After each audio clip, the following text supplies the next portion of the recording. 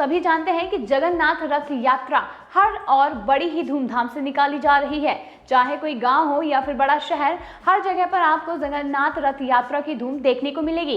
इसके साथ ही अगर हम बात करें जगन्नाथपुरी की, तो वहां पर जगन्नाथ रथ यात्रा के लिए खासा तैयारी की गई है और रथ यात्रा बड़ी ही धूमधाम से निकालने के लिए सभी लोग निकल पड़े हैं और बड़ी ही भीड़ देखने को मिल रही है।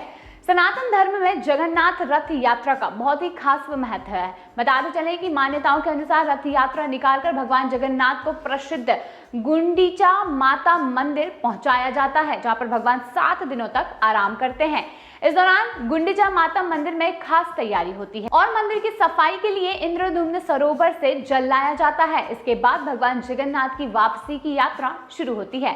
इस यात्रा का सबसे बड़ा महत्व यही है कि ये पूरे भारत में एक पर्व की तरह निकाली जाती है। भगवान जगन्नाथ रथ यात्रा आषाढ़ शुक्ल पक्ष की द्वितीया को प्रारंभ होती है और 7 जुलाई यानी कि कल से भगवान जगन्नाथ की रथ यात्रा शुरू हो चुकी है। रथ यात्रा में भगवान जगन्नाथ साल में एक बार मंदिर से निकलकर जन सामान्य के बीच जाते हैं। रथ यात्रा में सबसे आगे ताल ध्वज होता है, जिस पर श्री बलराम होते हैं और उसके पीछे पद्म ध्वज होता है, जिस पर सुभद्रा और सुदर्शन चक्र होते हैं और सबसे अंत में गरुड़ ध्वज पर श्री जगन्नाथ जी होते हैं, जो कि सबसे पीछे चलते रहते हैं। बता दें कि पद्म पुराण के अनुसार भगवान जगन्नाथ की बहन ने एक बार नगर देखने की इच्छा जताई, तब जगन्नाथ और बलभद्र अपनी लाडली बहन सुभद्रा को रथ पर बैठाकर नगर दिखाने निकल पड़े।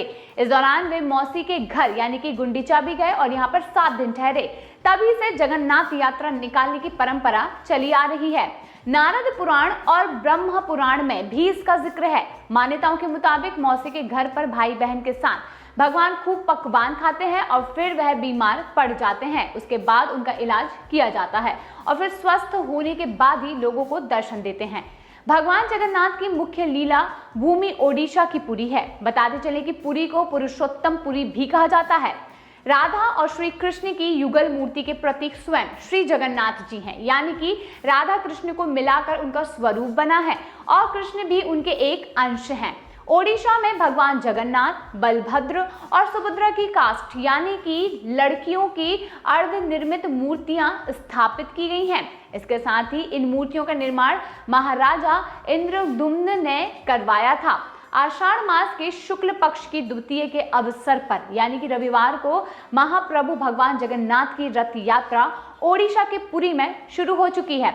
दशमी तिथि तक यानी कि 10 दिनों तक भगवान अपने भक्तों के बीच में होते हैं और इस दौरान रथ पर उनकी बहन सुभद्रा और बड़े भाई बलराम भी सवार होते हैं। गुंडीचा मंदिर तक ये यात्रा 10 दिनों में तय की जाती है। भगवान जगन्नाथ की रथ यात्रा के दर्शन मात्र 1000 यज्ञों का फल मिलने की बात कही जाती है।